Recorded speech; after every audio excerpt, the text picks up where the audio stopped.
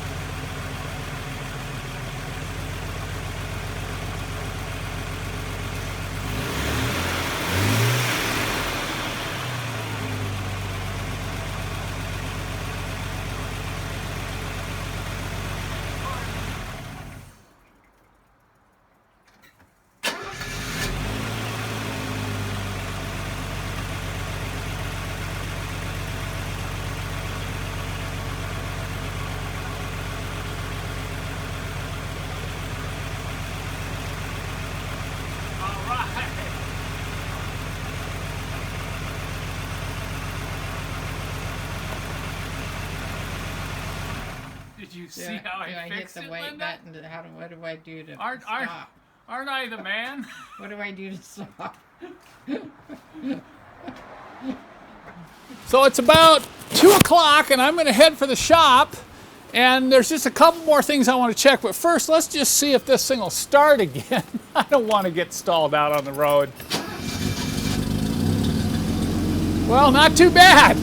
If you would have heard this thing run when I first picked it up, I mean, it had been sitting for 2 or 3 months, and it would stumble and cough and backfire. So I think in the second video in this series, I'll just go through all those little things I checked to get it running as well as it is right now. But before I take off on the road, because remember, it was only a couple miles to get to the house, but it's about 7, 8 miles to get out to the shop. There's a couple things I'm going to do as kind of a quick check to make sure I might make it. And you know what, one of the first things I'm going to check is the brakes. That's right, the brakes. I have been burned, literally burned on this a number of times by driving older cars that have sat for months. So the best way to do this, and you may have seen this in one of my other videos, is to just put the car in neutral on level ground, and I'm going to get in here and I'm going to push really hard on the brake. See that? I'm going to push as hard as I can, and then immediately I'm going to try to move the car. Now, if I can't move the car, you know, you better not drive it, okay? So this is probably okay. I don't think the brakes are the best. The other thing I want to do, of course, is check all the fluids. I already did that last night. The other thing I want to do is check for leaks, coolant, oil, transmission fluid. And the best way to do that, by the way, is to stick a piece of cardboard in the car, big piece of cardboard, let the car run for about 15 minutes, and then pull the cardboard out. Let's see if I can get it out of here. Okay, not bad. I've got a drip of oil back here by the rear of the engine, and right up here it looks like I've got some coolant. I can tell that's coolant because it's dried into the cardboard very quickly. So that's not bad. If I were to see big puddles of either coolant or oil, I wouldn't drive it. I wouldn't drive it until I got the leaks fixed. So I'll just take another quick peek here. I pulled the air cleaner off to do some adjustments and to check all the hoses and fittings, particularly for fuel leaks. I found some interesting things. The breather hose is broken off, but I'm gonna go ahead and put the air filter back on before I drive off. After messing around with this car last night and checking everything over this morning, I'm pretty confident I'm gonna be able to make it to the shop, but just in case, I've got some tools. I've got a booster pack and some other things in the trunk, some extra oil and so on. It's not a very long drive.